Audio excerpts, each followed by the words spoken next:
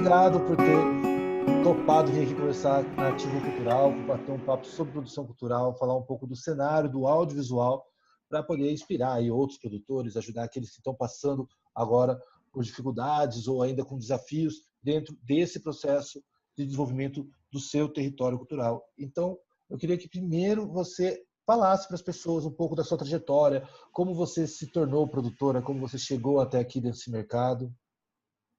Não, obrigada a você. Eu gostei muito do seu canal, adorei o convite e acho que é um espaço, inclusive, que dá para, né, falar da trajetória de uma produtora, dá para falar, inclusive, de várias, não só no cinema, mas como produtora em geral, né? Acho que a gente acaba enfrentando os mesmos desafios, né? Ah, com certeza. Acho que a gente tem o olhar da cultura, ele foi muito segmentado como tudo, né, no mercado, né? Em algum Sim, momento a gente industrializou todos os pensamentos, então a gente foi colocando tudo em caixinhas muito segmentadas. Mas a prática, a vivência, o território, e principalmente as pessoas que são envolvidas são as mesmas. A gente está sim, falando de com gente certeza. dos mesmos ambientes, né? Então vai ser ótimo poder conhecer um pouco mais desse bastidor aí. Eu sou de São Carlos, né, no interior de São Paulo. Eu acho que meus pais me incentivaram muito. Meus pais, os três, né, meu pai, minha mãe e minha madrasta são da área de saúde, e os três me incentivaram muito a não ir para a área de saúde. Eles são grandes colaboradores e muito apoiadores. Assim, minha mãe sempre ia no cineclube, tinha uma sessão maldita em São Carlos que era meia-noite.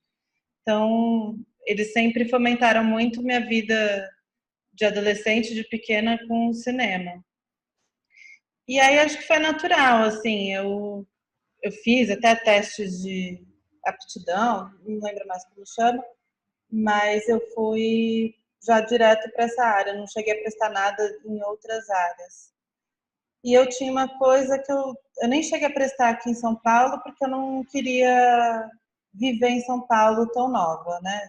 Com 18 anos eu entrei na faculdade, aí acabei entrando em São Carlos, no curso de imagem e som, e que foi muito rico, assim, porque a minha turma é a quarta turma do curso, então ele não estava formatado como está hoje, que tem mais matérias que você acaba decidindo o que fazer, né? E na época era meio que todo mundo fazia tudo. Acho que a única coisa que eu não fiz foi dirigir e foto, que eu sei que não são minhas aptidões. Mas eu entrei achando que eu ia ser diretora de arte, com um grande problema que eu não consigo desenhar nem palitinho, assim, meu palitinho é terrível. Eu te entendo bem. É um desastre mesmo, assim. E eu acho que sempre fui produtora. Tinha feira de ciências na escola, eu consegui os patrocínios. Uma vez a gente fez sobre laser, eu consegui.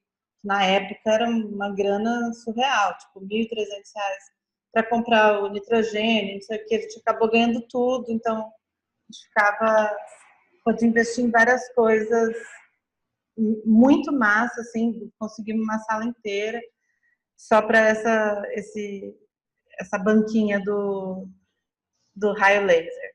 Que legal. Bom, aí eu fiz imagem e som e já ficou bem claro que eu ia fazer produção. E eu acho que é muito natural mesmo. Eu realmente gosto de matemática, gosto de história, gosto de tudo. É difícil uma matéria que talvez química eu não gosto, mas que na minha época, especialmente porque a gente ainda fazia película, era totalmente necessário. E aí depois da imagem e som, aí sim eu me senti segura para mudar para São Paulo. Já tinha vários amigos que estavam aqui e que eu queria continuar trabalhando com elas e com eles. E aí vim. Quando eu mudei para São Paulo, eu trabalhei muito com finalização, eu trabalhei muito com produção, com assistência de produção, e ao mesmo tempo com restauração digital dos filmes do Joaquim Pedro. E que isso me deu uma noção muito grande da pós-produção. E aí eu comecei, logo que eu saí de lá, eu comecei a trabalhar como produtora de finalização. E nesse meio tempo, quando eu saí dessa produtora, a gente montou a Filmes de Abril, que foi há exatamente 13 anos. Em 2005, com o pessoal da faculdade, né? Então, os meus sócios são a Esther Fer, o Rodrigo Dias, a Mônica Palazzo. Na época tinha a Karina, que acabou saindo, e hoje tem o Manfrini, que também tem uma trajetória super legal, porque ele vem da atuação e virou um super produtor. Legal. Bom, aí a gente... Você lembra o momento, a primeira vez que você falou assim, ó, eu vou fazer a produção usando essa palavra? Acho que eu já me apresentava como produtora, foi uma Desde a coisa faculdade. muito natural. Eu tive uma professora muito boa, Luciana Rodrigues, que dá aula na FAAP, e com ela eu realmente entendi que, nossa, é muito isso que eu quero fazer, assim, eu nasci para isso mesmo. Acho que eu tenho essas coisas, né? Venho a minha ancestralidade é árabe judia, então nas contas pessoais eu sou péssima, mas para administrar projeto eu sou boa. E aí, bom, aí a gente começou super pequeno, não que a gente esteja grande hoje de modo algum, né, comparado ao que existe, mas a gente hoje faz parte de 80% das produtoras audiovisuais do Brasil, que são essas produtoras que são as um pouco pequenas, né, as que já têm experiência, mas que também produzem grandes filmes, assim, no sentido de orçamento, né? Certo. Aí, em 2005, a gente abriu a produtora, a gente só foi conseguir finalizar o nosso primeiro curta em 2008, que foi Páginas de Menino, da Mônica, né, dirigido pela Mônica. E foi muito incrível, assim, porque esse nosso primeiro curta, ele rodou 2 anos ininterruptos em festival, passou por mais de 200 festivais, a gente teve uma carreira parecida com outros 3 outros curtas. A gente acabou produzindo, até o nosso primeiro longa, tinha 17 curtas, e depois disso continua. A gente não vai deixar de fazer curta, né? Uma coisa que, o curta é o passo para o longa, eu nunca vi isso, né? O curta ele existe porque é uma história a ser contada em pouco tempo. Mas a gente está, inclusive, lançando um curta agora do Matheus Paris. Não é uma coisa que é um aprendizado, né? Nunca vi o curta como aprendizado. Ele não é estágio pro longa, né? Não, de modo algum. Aí, nesse meio tempo, eu trabalhei na Cinemateca, num programa muito maravilhoso, que era a Programadora Brasil, que é um programa de difusão do cinema brasileiro, e foi quando eu conheci muita gente que hoje faz parte da minha vida, não só nos filmes, como, né, em tudo. E foi quando eu tive contato com a maioria das produtoras e realizadoras brasileiras. Foi muito importante ter trabalhado nesse projeto, que era um projeto que eu achava bem foda, assim. E o retorno do projeto era muito imediato, porque os filmes passavam em muito cineclube, no Sesc, o Sesc adquiria tudo. Então, as pessoas escreviam, tinha os relatórios, e a gente sentia na pele o quanto o cinema brasileiro tem espaço se ele é difundido de uma forma acessível, né? Então, além de serem exibições não comerciais e gratuitas, tinha acessibilidade da audiodescrição, as libras, closed caption. Então, a gente conseguia abarcar, né, para difundir melhor o cinema, um público maior, né? Aí, depois eu fui ao convite, um grande amigo meu, Max Eluard, que é outro produtor, me indicou para dar aula em Cuba, que era um lugar que eu queria muito ter estudado e não consegui, mas acabei ficando 3 meses lá dando aula para cátedra de documentário, de direção e produção. E isso foi uma grande mudança na vida, assim,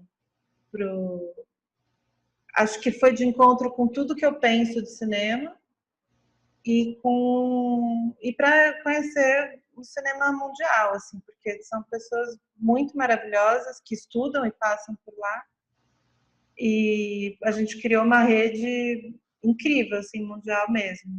E essa rede muito baseada em festivais, é a trajetória mais de festival do que de cinema comercial. só isso, mas sim. Mas é uma rede de... pô, agora tem um edital, vou fazer um filme aí, não sei o que, vamos escrever junto. As conexões que a gente faz é que duram realmente para a vida inteira, assim. Então, eu realmente acho que é muito importante. E o jeito de pensar, né, também. Nessa época, a gente fez o nosso primeiro longa, que é Os Dias com Ele, que foi dirigido pela Maria Clara Escobar, que é parceira eterna aqui da Filmes. E nisso a gente...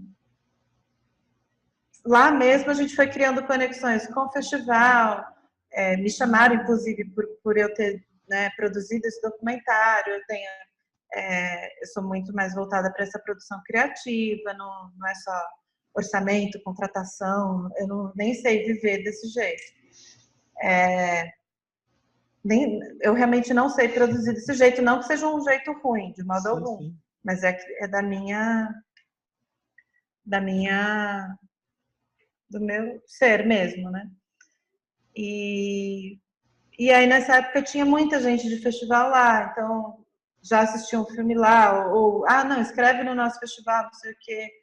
E a gente foi se conhecendo desse jeito, mas queria ser uma rede mundial mesmo. Super recomendo. Quem puder estudar lá, na época ainda tinha bolsa, a gente estava na democracia, né? Tinha a bolsa do MINC para os estudantes fazerem o curso lá, era muito incrível mesmo. Uhum. Então foi o começo de tudo, que demorou aí quase 10 anos, até o nosso primeiro longa, foi esse, assim, a criação de como eu trabalho hoje, acho que até 2013 é tudo muito definidor. Entendi. E aí a gente falou de alguns cenários diferentes, né? A gente está falando de uma estudante era rádio e TV, não? Como que chamava? Imagem e som. Imagem e som, né? São Carlos era imagem e som. Isso. Imagem e som em São Carlos, depois você tem um cenário de uma produção que se inicia com alguns parceiros, você passa, por exemplo, por projetos como o Programadora Brasil, que aí envolvia um trabalho de difusão muito forte, realmente era um trabalho... Eu não sei se ele ainda existe, faz tempo que eu não ouço falar, não, né? Não. Eu lembro que era um trabalho muito impressionante, até quando eu estive na prefeitura também a gente utilizava muito por conta da Cine Olido, né? Isso, exatamente. Usava bastante. Enfim, uma outra coisa. E depois você, inclusive, trabalhando nesse cenário já internacional, trabalhando com parceiros, entendendo outros formatos. Hoje, depois de todos esses cenários, né, que a gente está falando aí ao longo dessa sua trajetória, qual que é o cenário hoje para quem vai estar sentando agora, assistindo esse vídeo, falando, não, eu queria saber mais sobre o audiovisual. O que é o audiovisual hoje no Brasil? O que a gente tem hoje de desafio, de oportunidade? Aí, assim, eu vou dar eu tenho que falar de dois panoramas, que de quando a gente estava na democracia e de como está hoje no golpe, né? Perfeito. Bom, antes, em 2002, né, vem a Ancine, não sei o quê, a passos muito lentos, mas que de repente chegam a resultados muito rápidos, criou-se essa política pública que só estava expandindo e, né, a um passo muito rápido para um cinema mais democrático, né? Então, com cotas regionais, com cotas para mulheres, negros, indígenas, população LGBT, tudo isso estava caminhando muito rápido e acho que ia se chegar num cinema muito mais democrático muito rapidamente, né? Então, com a criação da Ancine, do Fundo Setorial, isso tudo mudou muito rápido a cara do cinema. Tem o surgimento do edital de TVs públicas em 2015, ele começa, não, 2014, desculpa, que eu era assistente de coordenação do Max, que era quem coordenava esse edital. E esse edital acho que deu uma cara muito grande, mudou muito a cara do audiovisual brasileiro, tanto no cinema quanto na TV. Porque ele era feito para produtoras independentes produzirem conteúdos para a TV pública, que era o que ninguém mais olhava há muitos anos, né? Uhum. E nisso, ele era totalmente regional, então tinham 6 milhões para cada região. Em São Paulo, ele era ainda dividido entre 6 milhões para Minas e Espírito Santo, 6 milhões para São Paulo e Rio de Janeiro. Pode parecer pouco, mas isso desculpa, eram 12 milhões por região e São Paulo tinha essa divisão de 6 milhões. Tá, era por região, então. Por região. Então, isso é muito maravilhoso, porque, de fato, quando a gente fez uma análise de quantas produtoras acessam o fundo setorial ou via lei, tanto o Rouanet quanto lei do audiovisual, tinha-se uma concentração impensável. São Paulo, Rio de Janeiro, Rio Grande do Sul, Bahia. Eram os que mais acessavam. Mas, mesmo assim, entre esses 4, São Paulo e Rio de Janeiro era assustador.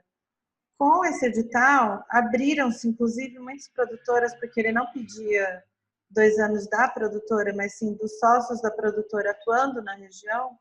Então, a gente fez oficinas de formatação de projeto, a gente fez vários encontros com a produção independente para falar, tem dinheiro para vocês acessarem os editais.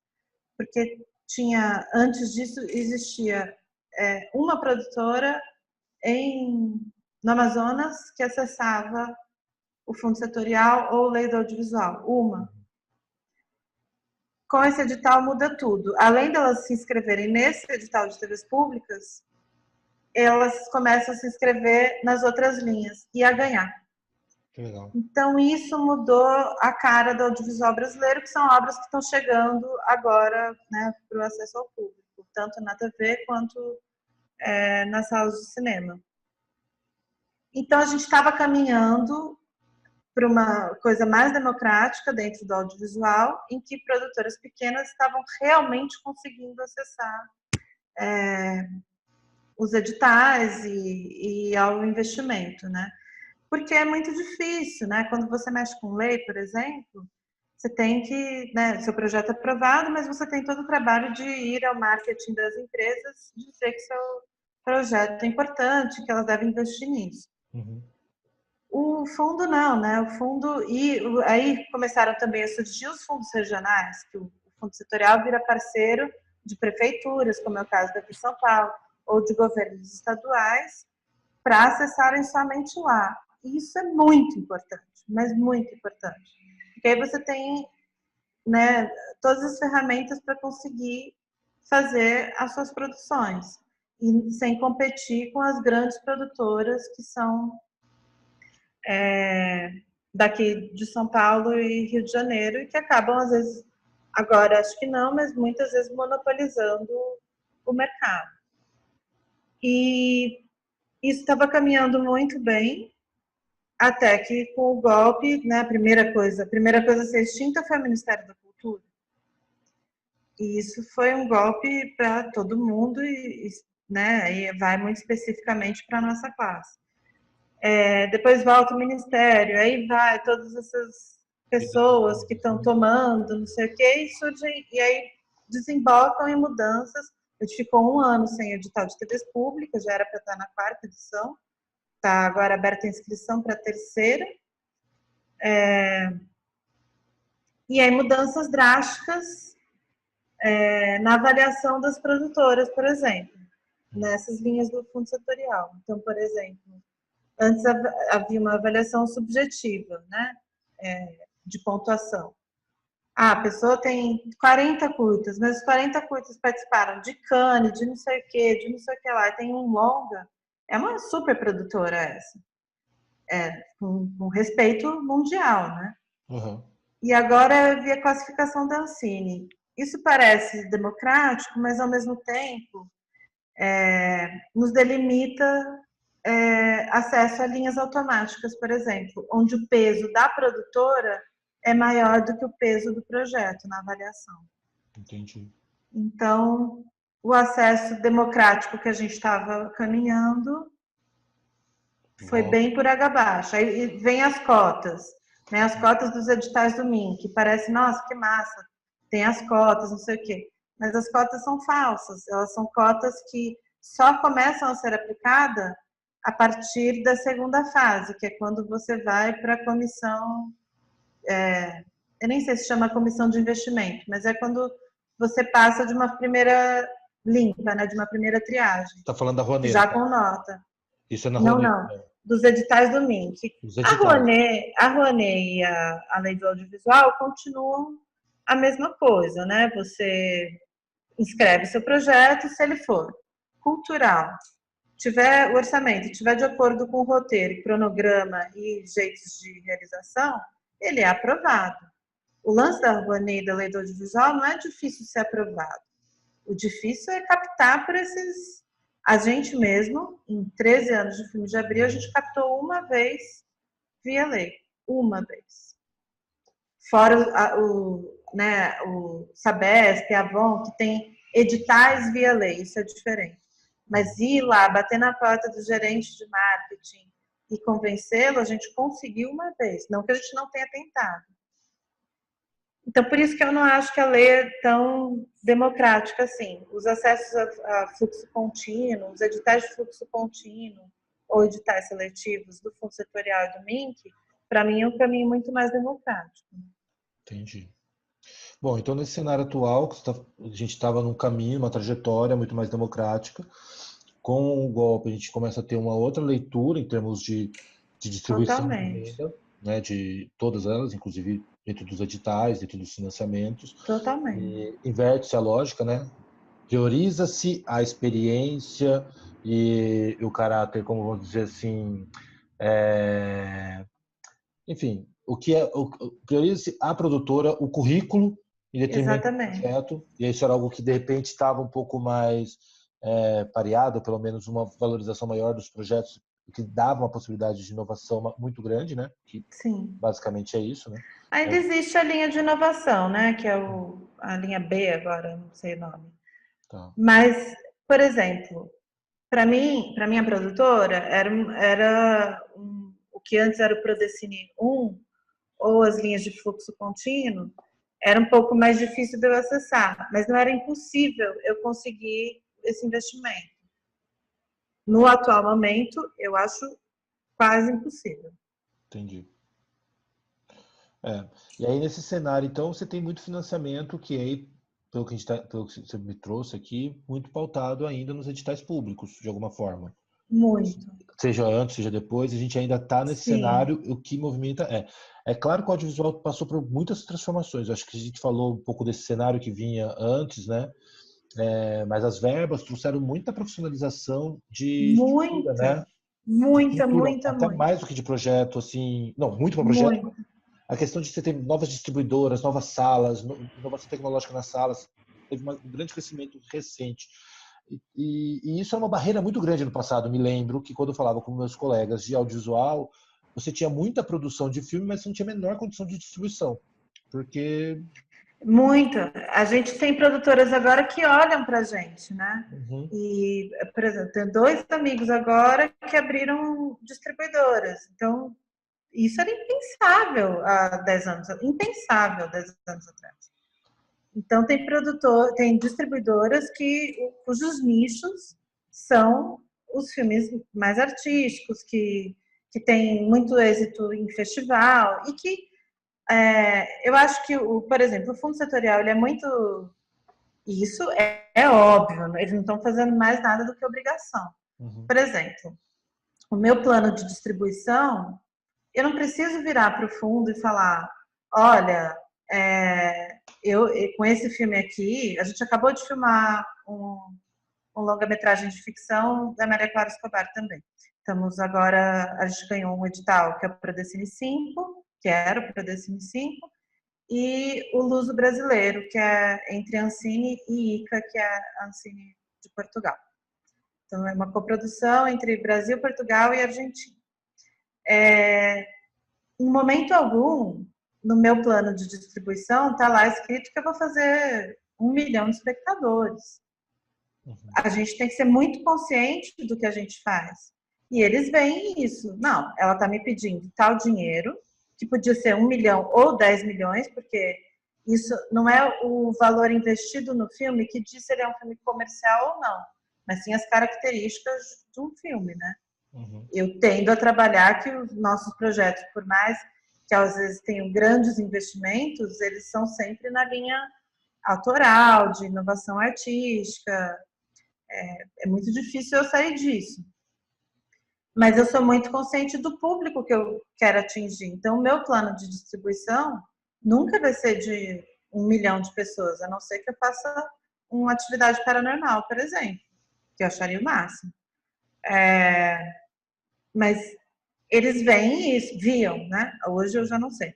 Mas antigamente, na democracia, eles estavam muito conscientes disso. Tanto que das coisas mais elogiadas quando a gente mandou o projeto, além da parte artística, foi...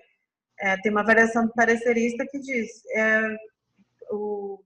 como que é? O plano de distribuição deste filme é o mais condizente em todas as avaliações que fiz, alguma coisa assim. Porque eu nem sei mentir, né? Então, não tem por que mentir. Se eu falo que eu vou ganhar tanto, a estimativa é isso. E o fundo via isso. Falou, não, essa produtora tem capacidade para isso, com essa distribuidora fazer isso. Então, eu não vou lançar o meu filme em 1.400 salas, porque eu não sou Capitão América. A gente vai fazer um lançamento menor, mas que a média por sala seja uma média igual, acho que aconteceu isso com o Som ao Redor, quando foi lançado.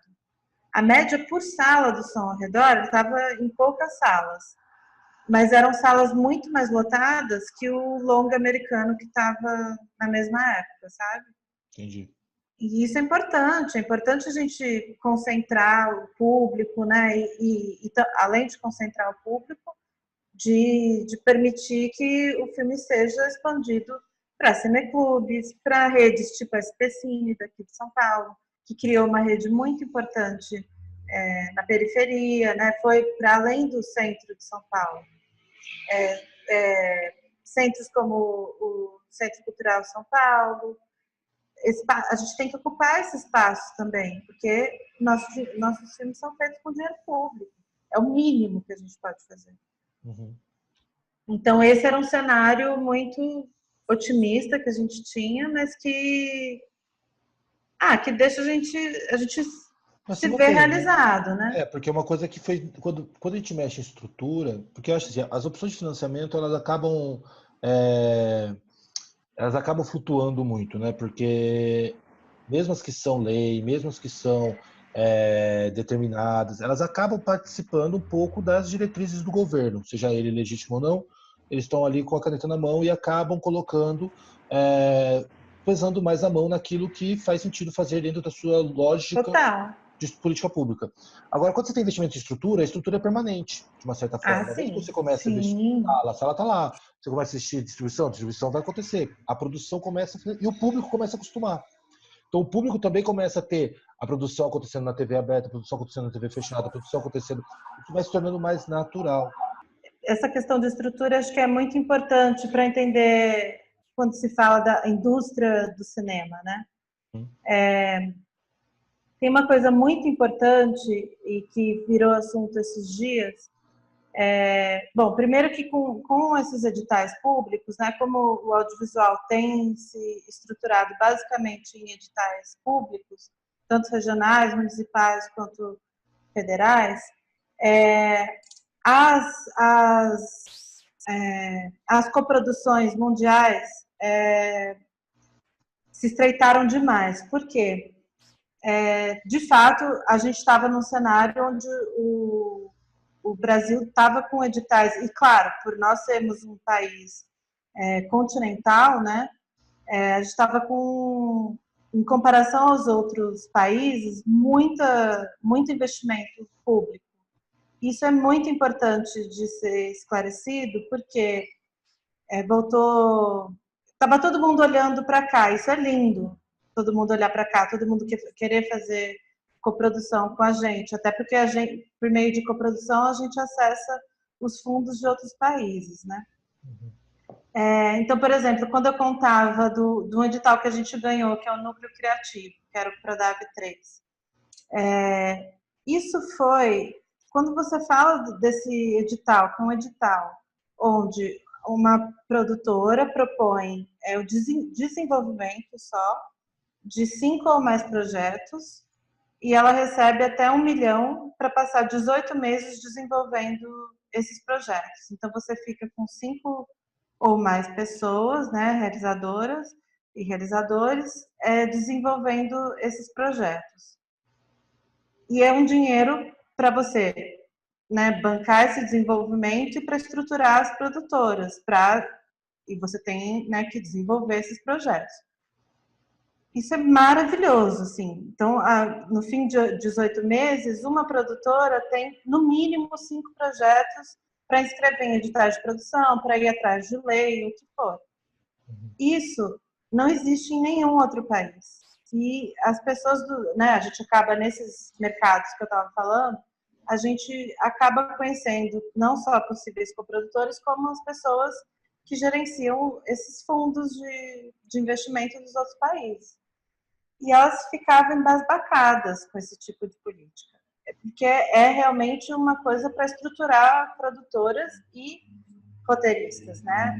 É uma forma de você não ficar desenvolvendo um projeto quando dá, quando se tem tempo, para inscrever num edital. Então, todo mundo fica estruturado. Isso, acho que é o melhor edital do mundo, é esse núcleo criativo. Eu acho que é das coisas mais bonitas.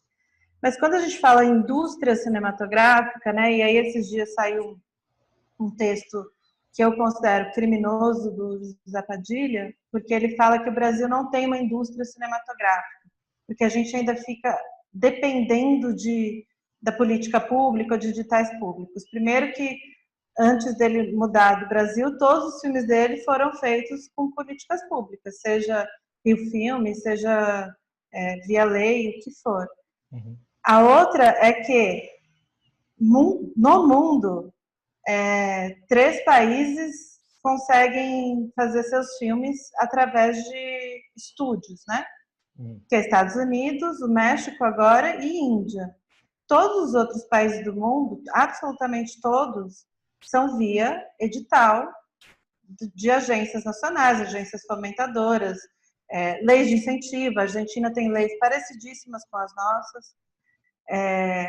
Então, não faz sentido fazer esse tipo de diminuição da indústria cinematográfica brasileira, dizendo que a gente mama no governo, sendo que isso é uma política mundial. A gente não tem estúdio, inclusive porque a gente não tem estúdios aqui que banquem filmes, tirando o Globo Filmes, mas a gente não tem uma Warner aqui, um Universal Channel. Os Estados Unidos não têm, eles têm mais editais voltados para a gente do que para eles. Então, por exemplo, tem editais de distribuição da Women Make Movies, que é só para filmes com temáticas e femininas ou produzidos por mulheres, realizados por mulheres. Tem o Tribeca Film Institute, que eu já participei de workshop com eles, né, selecionado. Isso acontece porque lá eles não precisam disso, e eles têm grana o suficiente para investirem em quem precisa. Então, eles têm, o Tribeca, por exemplo, tem o Latin Film Fund, que é só fundos voltados para filmes da América Latina. Então, não existe essa... É surreal falar que no Brasil não existe a indústria cinematográfica porque a gente fica dependendo de verba pública. No mundo inteiro o cinema é feito com verba pública. Então tem o World Cinema Fund, que é um fundo maravilhoso da Alemanha. A Alemanha tem todos os fundos regionais. Tem o CNC na França. Tem o Hubert Bals e o Bertha Film Fund na Holanda. E tem o programa Ibermídia, que é incrível, que a gente também já ganhou, que é um fundo que contempla coprodução e desenvolvimento para países que são ibero-americanos, enfim, é um negócio assim Não, essa coisa surreal fazer esse tipo de apontamento. Esse é um apontamento, eu acho, muito equivocado e, enfim, a gente tem um discurso sobre a cultura que eu acho bem, como você falou, bem criminoso, porque a leitura não é de igual para qualquer outra indústria. E eu acho que sim, a gente tem uma indústria cultural, Exatamente. outra. Porque ninguém chega para a indústria automobilística e diz que não existe indústria automobilística, porque todas as empresas de automóveis só são instaladas em cidades se tiver subsídio do Estado. Porque ninguém vive de Exatamente. Isenção de ICMS, o que for. ninguém, é a mesma coisa dizer que a gente não tem uma indústria de agronegócios, porque todo o agronegócio é subsidiado pelo Estado. Exatamente. Então, assim, acho que o Estado, ele em suas funções, ele faz subsídio nas áreas onde são estratégicas e busca o desenvolvimento da nação como um todo. E Exatamente. não só do Brasil, como todo mundo, inclusive nos Estados Unidos. De qualquer lugar é assim. É a função do Exatamente. Estado. Então, acho muito equivocado. Enfim, acho que, Muito equivocado, porque muito. eu acho que dessa discussão que se deve trabalhar bastante é entender qual é o que se espera construir com isso. Porque eu também não acho que a indústria... A gente tem algumas experiências já de mercados mais recentes que se desenvolveram com base nas empresas. As empresas foram conseguindo formas de financiamentos, enfim. Você falou da Globo Filmes, inclusive eu nem tinha essa informação, porque na minha cabeça também a Globo Filmes ela estava trabalhando com produtoras associadas e utilizando lei de incentivo, então eu não sabia nem o quão é o investimento dela como produtora, como estúdio, né? Ela como estúdio, ela entra com uma grana em distribuição ou inserção de trailer, de De não sei o mídia. que, de mídia. É. Mas mesmo assim não é igual uma Warner da vida, um Spielberg, saca? Não tem nada a ver com o que a gente produz, nada. Exato, é mais entender qual é o modelo que a gente pensa dessa indústria, né? Uma indústria que de fato produza, distribua, você tenha o acesso, as pessoas de fato consomem, porque eu acho que assim, uma coisa a gente vê numa década de 90, onde você retoma o cinema e começa a produzir filmes que só são produzidos e espera a hora de, sei lá, produzir o próximo, porque a indústria Exatamente. pensava nisso mesmo. Acho que você falou um pouco da experiência da SPCine e de tantas outras experiências de difusão, como também a Programador Brasil, que aí você começa a trabalhar outras partes do mercado, começa a ter uma outra relação. Esse desenho de indústria, que sim existe, me parece hoje mais claro. A gente consegue olhar e Sim, falar, com não, certeza. existe um mecanismo que atende a todas as pontas. Agora, existe uma barreira de entrada que é muito difícil no cinema, né? Acho que não só no Não? cinema. Eu produzi teatro também, talvez volte a produzir agora. É muito difícil. Por exemplo, as políticas para o teatro aqui no estado de São Paulo e na cidade de São Paulo estavam muito aterradas, assim, estavam indo muito bem. Então, eram Consolidadas, né? consolidadas, isso. Estava muito. Então, por exemplo, eu que nunca tinha produzido teatro, no mesmo ano consegui produzir 3 peças. Uhum. Então, era isso. Eles viam a qualidade das peças, não sei o quê, quem que estava, nananá, e existe um fomento muito bacana para isso. Hoje, o fomento da cidade deu um bafafá absurdo aqui nos últimos 2 anos, mas que acabou, inclusive, companhias que tinham apoios já regulares, todas perderam, assim, saiu absolutamente todo mundo perdendo. Então, acho que as entradas, e vejo muito isso com esse movimento de se dizimar a cultura, de achar que filosofia acaba com a matemática, que foi a charge, a piada da semana, é um desmonte de... É para viver num Fahrenheit 451, sabe? Uhum. De ninguém ler o que só é verdade o que está dito, né? As fake news vão reinar. E então acho que as entradas para absolutamente tudo, para música, assim, artes plásticas e música acho que são os mais debilitados em tudo, assim. Até porque por exemplo, teatro tem uma instância, né, parecida com a Ancine, né? Não vou dizer parecida, não é uma agência reguladora nem fomentadora, mas dentro do MINC a gente tem a Secretaria do Audiovisual, eu esqueci do nome da Secretaria do Teatro, mas que é no Rio. É Funarte, você está falando? Isso, exatamente, Funarte. Então, são pouco, mas muito pouco mais Mas consolidadas do que música E artes plásticas, fomento para artes plásticas, dança e música é quase que mínimo. Aí, sim, são pessoas que têm que viver de lei, que é pior, porque são geralmente pessoas que se autoproduzem, não tem um incentivo, como tem, por exemplo, para as distribuidoras, e agora vai ter, inclusive, para exibidor, como tem para galerias, por exemplo.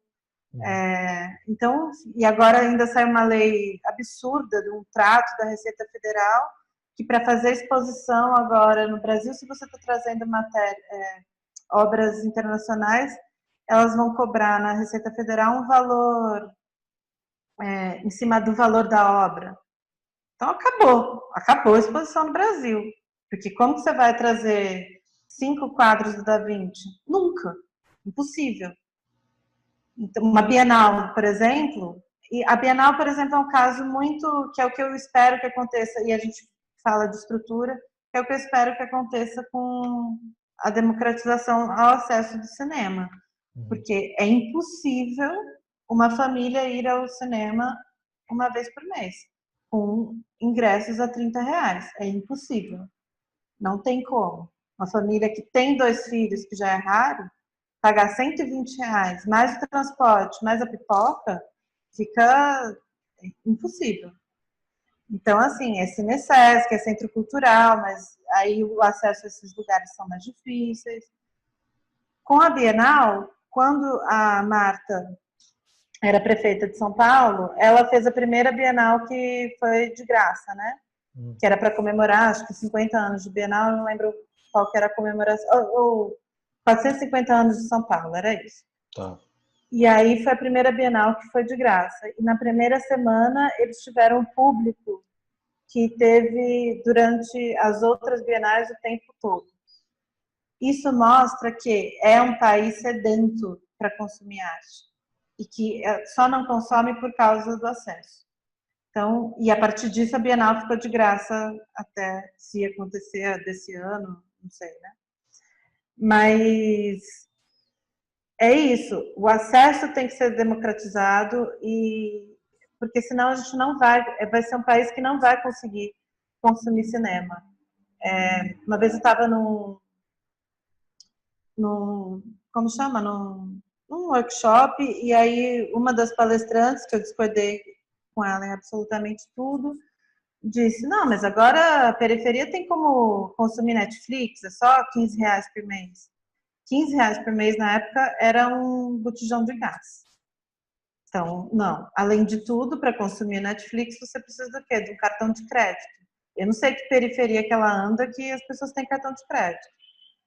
Então, assim, a internet pode ser um lugar de democratização? Pode, mas nessas plataformas que permitem acesso sem pagar. Tem Libres agora, Librex, que é uma outra plataforma de VOD que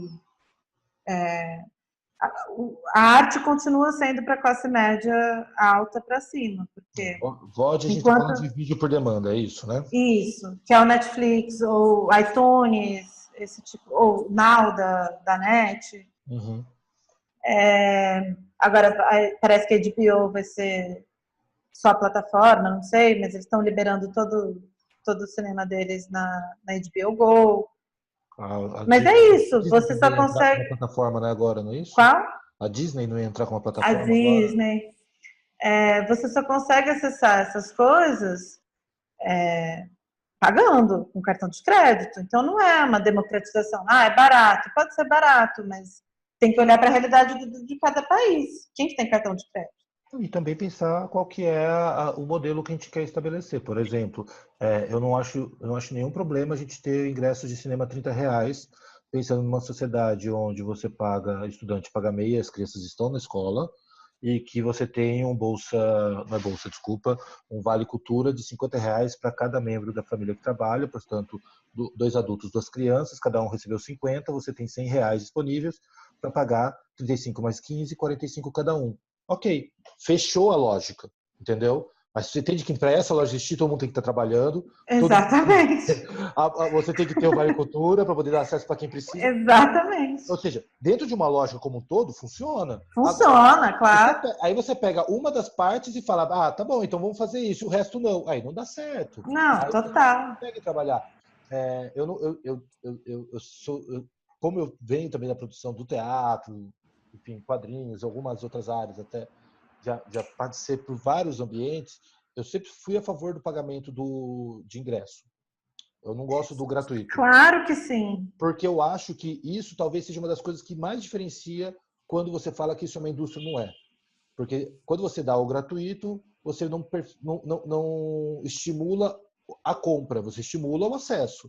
E aí o acesso, quando você tira o acesso, ele morre do mesmo jeito, porque você não estimulou o mecanismo funcionando, né? Agora, as políticas têm que ser para quem precisa da política. Não adianta a gente ter exposições gratuitas para ricos e cinema caro para pobre, entendeu? Exatamente. Isso tudo precisa ser pensado em conjunto. Quando eu te falei da questão do acesso, da inserção, né, do início dentro do audiovisual, eu sempre tive essa visão, mas pode ser uma... É porque tanto o teatro, quanto a música, quanto as artes plásticas, de alguma forma, eu sinto que você consegue chegar no resultado final com um investimento menor do que o audiovisual. O investimento para Com você... certeza. Você consegue. Por mais que eu não consiga fazer um espetáculo de teatro musical no Teatro Renault, entendeu? Eu consigo fazer teatro com um investimento muito mais baixo. Com Assim, né? certeza. Então, e o mínimo do cinema já é um investimento muito alto. Agora, para uma pessoa que vai começar, por exemplo, você começou via acadêmica, certo? Você entrou na Universidade Pública de São Carlos, você teve uma passagem pela Cinemateca, você fez uma trajetória, né, para trabalhar com produção. Passando isso, nesses últimos 15 anos, né, de trabalho, hoje, se alguém chega para você, para ela não passar por esses 15 anos, que caminho você acha que a pessoa deveria fazer? Fazer, olha, você vai trabalhar com isso? Vai por aqui. Produção, tá? Pensando Tá. no produtor. Eu acho impossível você começar sendo produtora. Porque sem a experiência, boas e ruins, do que... Claro que eu acho assim, que muita coisa que eu passei, eu realmente não precisava ter passado. Com Todos nós. certeza absoluta. Mas, assim, o fazer assistência é muito importante para pegar jeitos, para pegar técnicas, para sugerir coisas, para inovar. Então, assim, acho que a gente pode cometer mais erros virando chefe de você mesma muito cedo do que passando e trocando experiência com outras pessoas. Uhum. Eu acho que é muito, mas muito importante ter experiência. Por exemplo, eu sou uma péssima diretora de produção. É uma coisa que eu sempre odiei. Eu não tenho condição alguma de fazer, mas eu só descobri fazendo direção de produção. Antes eu achava que o que eu queria era estar no set e programar tudo isso, o mapa de transporte e coordenar as equipes. Assim, para mim, hoje se falar que eu vou ter que fazer direção de produção, eu vou abrir minha floricultura, não tenho como. E eu não falo nem por uma coisa, eu não gosto, não é isso. É que eu posso prejudicar um filme.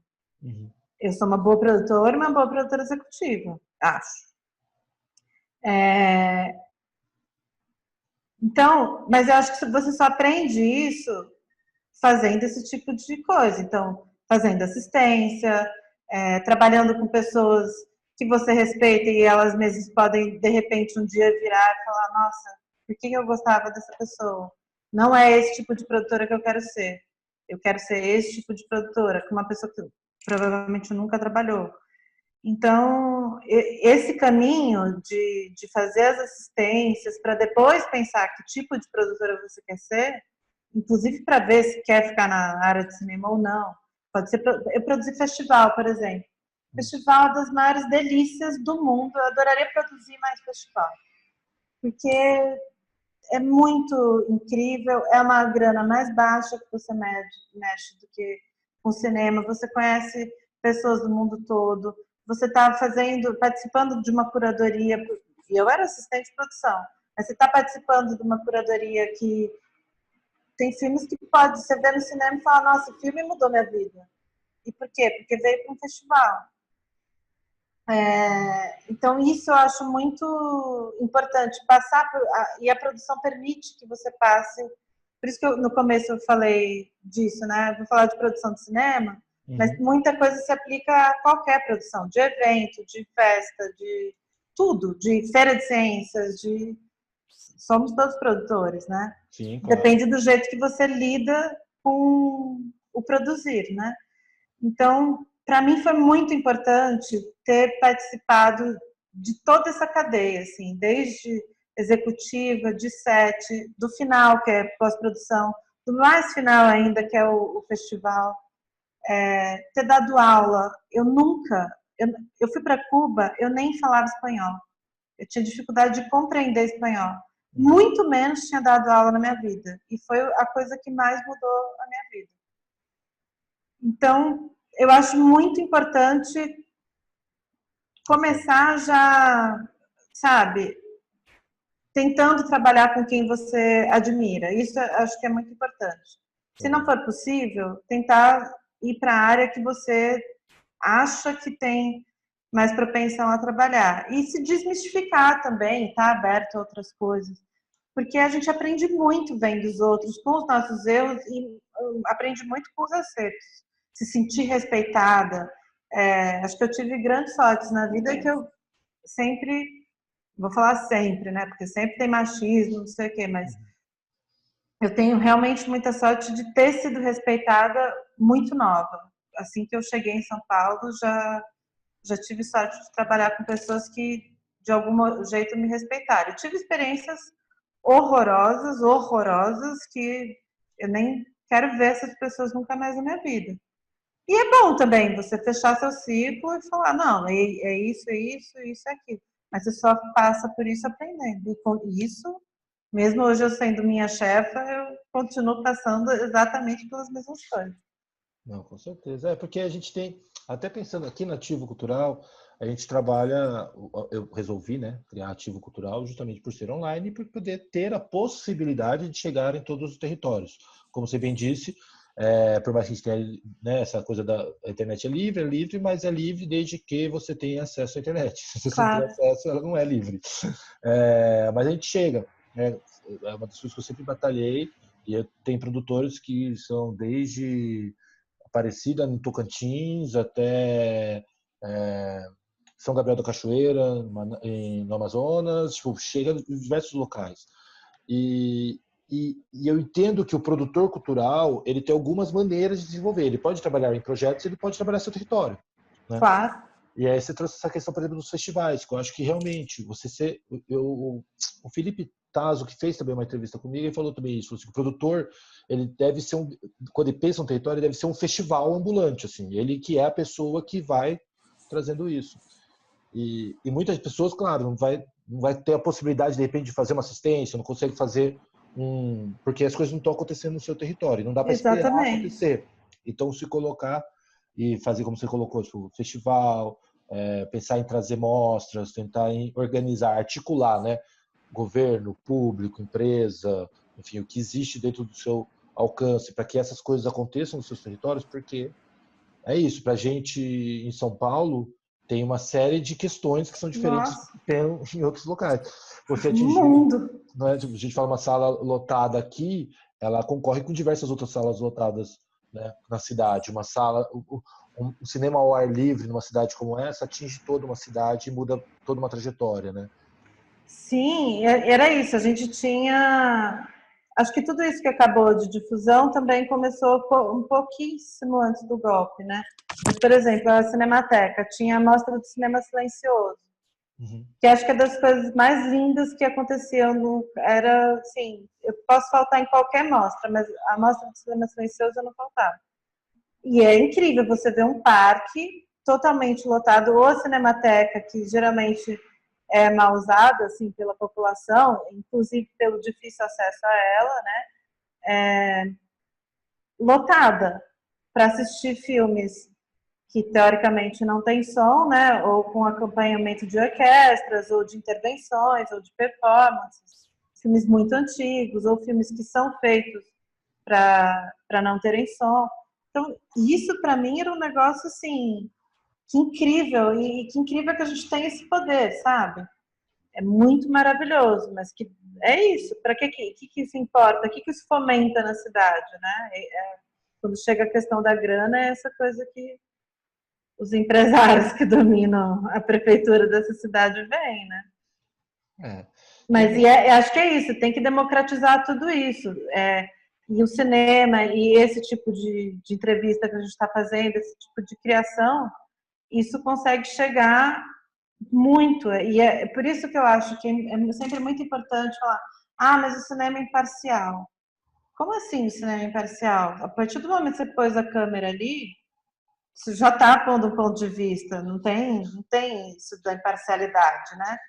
E aí, como que se chega, né? Porque, e como que todo mundo vai ver isso? Ah, não, eu só quero ver os filmes em sala de cinema, e é para isso que você está usando o dinheiro público? É esse tipo de questão que a gente tem que exigir, que o cinema seja acessível. Eu concordo com você quando você fala, claro que tem que ter preço, claro que tem que ter ingresso, mas quanto é esse ingresso? O que é necessário para se viver? Porque muitas instituições vivem e são ligadas a bancos, por exemplo, exibidores que são ligados a bancos, que só existem por causa de Lei Rouanet. Então, por que o ingresso é tão caro nesse tipo de cinema? É absurdo isso. Por que o Cinesesc consegue fazer um ingresso a R$ 12 e os outros a 30? É porque está em shopping? Então por que não tem mais cinema na rua? E cadê o cinema da periferia? E quanto que tem que custar em cada lugar?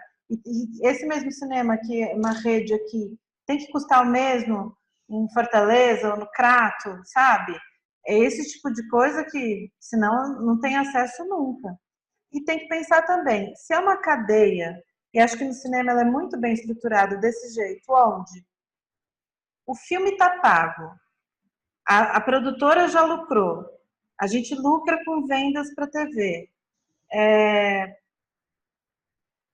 ele tem que ser distribuído a um preço módico e muito, muito distribuído gratuitamente.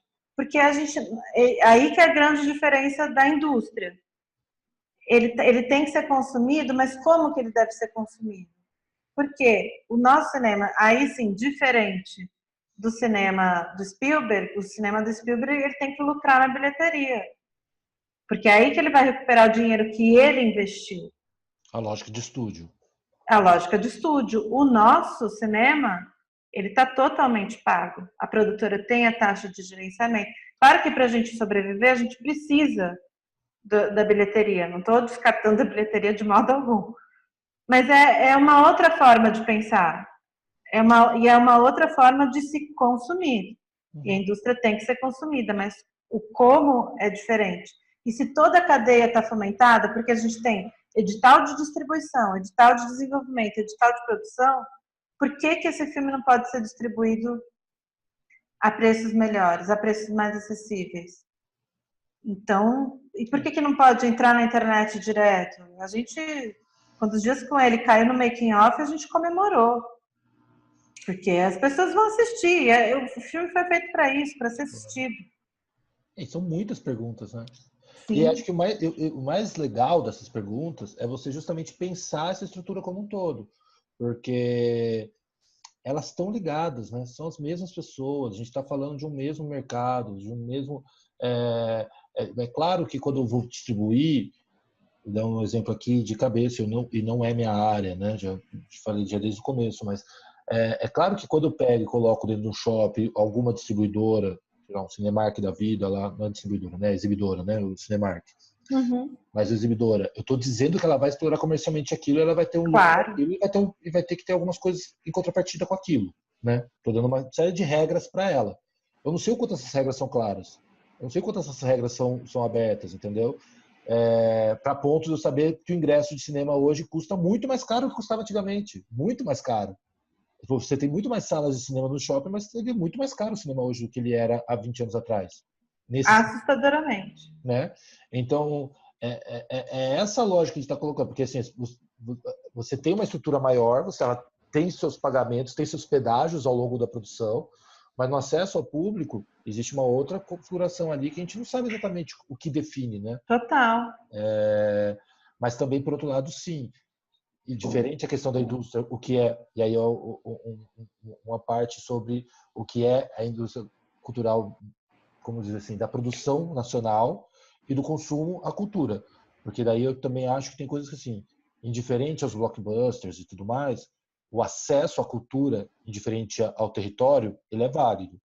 Então, seja de onde vem, as pessoas estão acessando e isso é bom. Ter estrutura para acessar, isso é bom. Você tem um protecionismo natural, porque senão a gente é esmagado culturalmente. Culturalmente isso é muito importante. O problema é que a gente não tem o protecionismo. Exatamente. Precisa ter esse protecionismo, porque eu acho assim, não é um protecionismo de mercado, nem tô entrando nisso. Tem que ter, aí é outra história. Aí vai ser mais 6 entrevistas para eu vou deixar.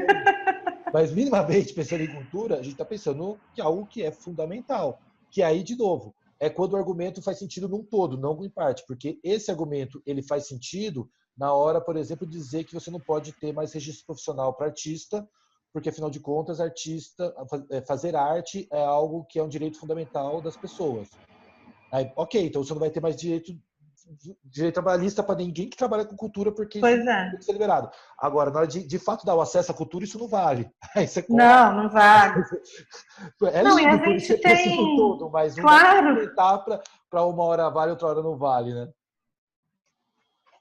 A gente tem aberrações aqui que são de estrutura muito grande e muito antigas. Por exemplo, a TV pública. Sim. Em absolutamente qualquer outro país, inclusive nos Estados Unidos, o que surgiu primeiro foi a TV pública e não a concessão pública. Então a gente é muito defasado numa TV que é a TV que tem que ser democrática e de acesso. Uhum. Tem um encontro que é dentro do DOC Montevidéu, que é de todas as TVs públicas da América Latina. Um encontro maravilhoso. Quando você vê a produção das TVs públicas de absolutamente qualquer país, é assim, HBO, o padrão. Quando você vê a daqui, parece que a gente, antes desse edital, pelo menos, quando as coisas eram produzidas pelas TVs, parece que a gente estava nos anos 80 ainda. Então, esse tipo de aberração que demora muito para se consertar e quando está se consertando, por exemplo, com um edital tipo esse, e com uma demanda das TVs públicas de terem incentivo para elas, que eu também acho válido, afinal, né, a Globo tem tanta isenção, aí mais de 50 anos de isenção de tudo,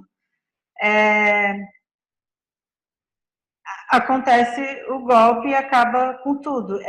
Ele vem desfazendo absolutamente tudo. Por exemplo, no teatro. Esses teatros que são grandes e que vivem em função de Lei Rouanet.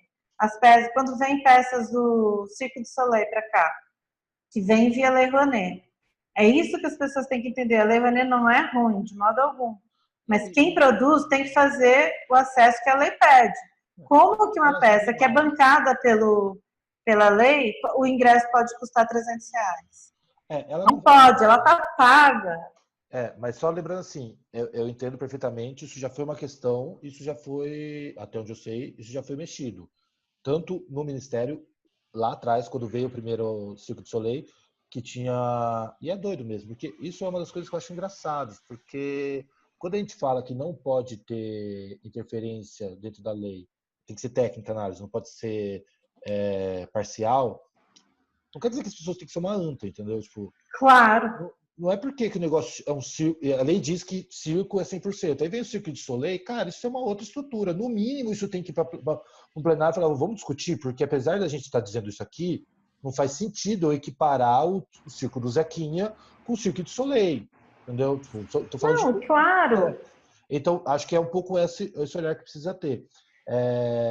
Eu acho que até com as mudanças que já vinham acontecendo, né, anteriormente, e nas últimas 2 instituições normativas, acho que isso também ficou até um pouco mais radical. Acho, não tenho tanta clareza, mas acho que ficou um pouco mais radical. As grandes produções já estão abandonando a lei de incentivo, posto que elas já foram estruturadas com leis de incentivo. E elas exatamente. E a lei começa a atrapalhar elas, inclusive. Né? Claro. Então, hoje em dia elas já nem querem mais. Agora, é entender o lugar de cada um desse mercado, né? entender o lugar de cada um, porque é importante, sim, grandes produções no país. Acho ótimo. Não, claro que tem que ter. Eu acho que tem que ter absolutamente Maravilhoso. tudo. Acho que, inclusive, o Padilha tem que fazer os filmes dele. Tem É que o fazer. problema dele. Me violenta, mas isso eu não posso virar e falar, não, esse tipo de filme não pode ser feito, não, isso daqui, a não ser que seja, sei lá, apologia à pedofilia, que a pessoa tem que ser presa. Existem todos os cinemas, existe espaço para isso. E Uhum. claro que existe espaço para o Circo du Soleil, para o que for.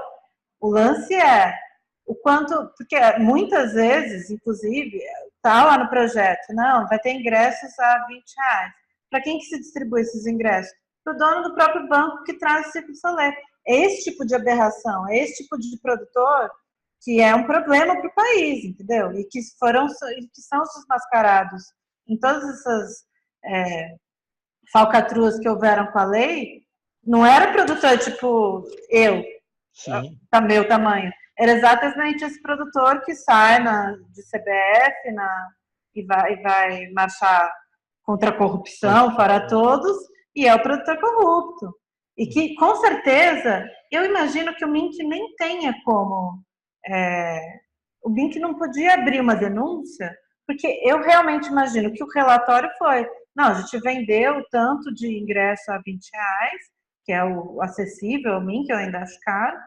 E o resto foi que é normal, que era o preço deles, que é R$ 300, que é Eu assustador. lembro quando veio a Bela e a Fera. A Bela e a Fera fez um sucesso enorme lá no teatro, na época era Teatro Abril. Eles tinham uma lógica muito interessante. É um dos musicais que. Acho que era a Bela e a Fera, eu não me lembro, porque eu, inclusive, não fui. Mas eles tinham uma lógica muito interessante, que o ingresso custava R$ 200 mesmo, um teatro de 2.000 lugares. E a cota deles de teatro de gratuita, ela de fato era feita uma apresentação à parte, no horário de Genial, escola, no horário de escola. Então eles levavam genial. para participar estudantes de escola pública. Assim, ele resguardava o acesso a quem necessitava de acesso. E, como era no Bexiga, na época eu trabalhava no Bexiga, eu sei o quanto de pessoas, por exemplo, do bairro foram ao teatro, pagaram muito mais num bairro que tem teatro, tá? Não estou falando de um bairro Exatamente, periférico. é o bairro do É o teatro. bairro que tem teatro. Então, assim, a pessoa poderia assistir peças lá de graça, a R$ 10, a R$ 20, a R$ 50, qualquer dia da vida dela, mas ela escolheu Exatamente. que tinha o teatro a R$ 250 para ir. Porque tinha uma série de outras coisas que envolvem isso, de pertencimento, que vai muito. Total. Então, eu acho que essas políticas, elas que a gente conversou aqui sobre várias, acho que um papo super rico, espero que todo mundo que está acompanhando tenha gostado desse papo. A gente falou de diversas pontas que estão aí para ser ligadas por cada um, né? Acho que cada um tem que fazer um pouco essa trajetória, entender onde é que se encaixa, entender como que você dialoga, onde que a empresa entra, onde que o governo entra, onde que o público entra nessa conversa. A conversa É das para artes mim o não mais é importante.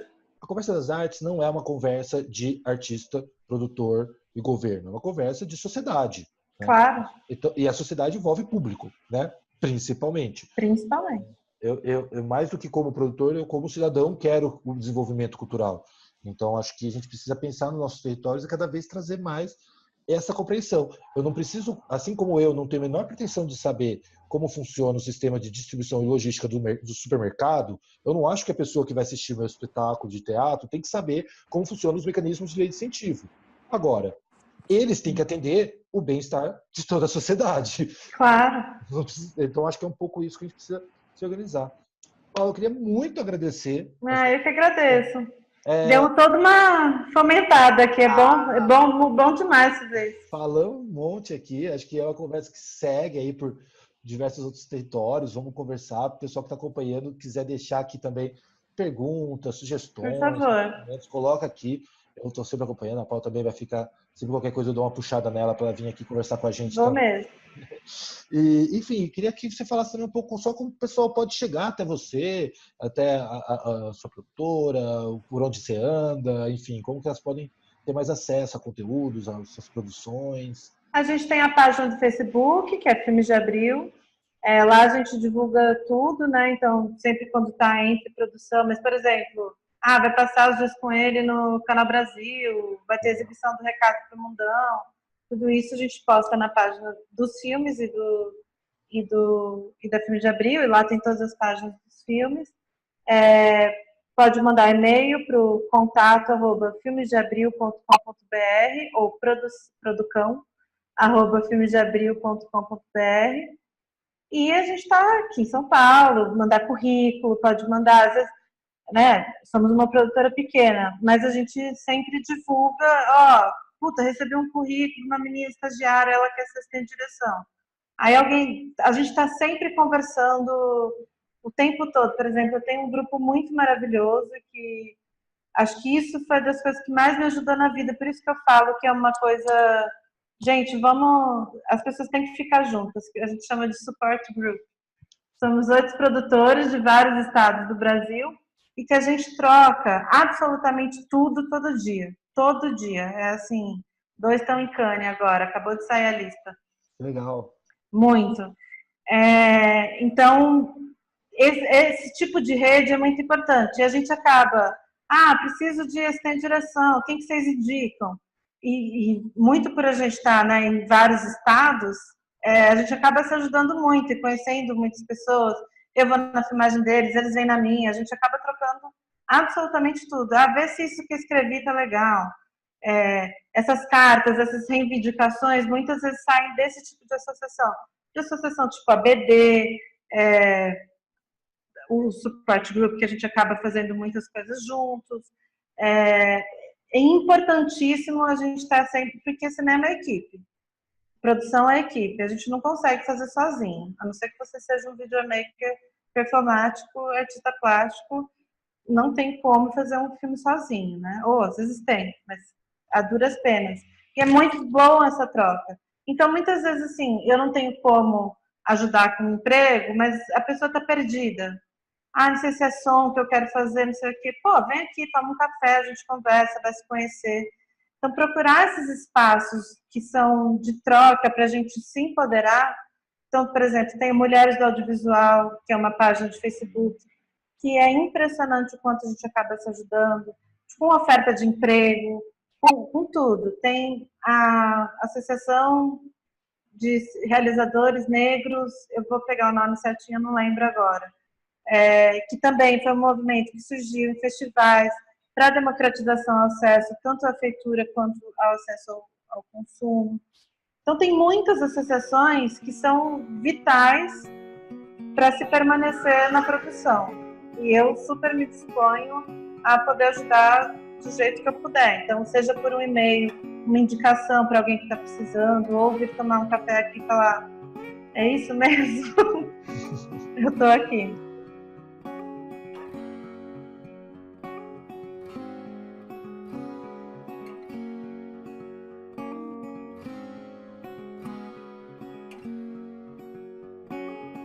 Espero que você tenha gostado dessa entrevista. Todos os links dessa conversa estão também na descrição deste vídeo. No final do vídeo tem uma playlist, onde você pode conferir todas as conversas realizadas aqui, dentro do Ativo Cultural Entrevista. Deixe agora nos comentários o seu destaque do nosso bate-papo e aproveite também para curtir o nosso vídeo e compartilhar dentro de suas redes. Todo domingo tem uma nova entrevista aqui no canal do Ativo Cultural para você. Um forte abraço e até o nosso próximo vídeo.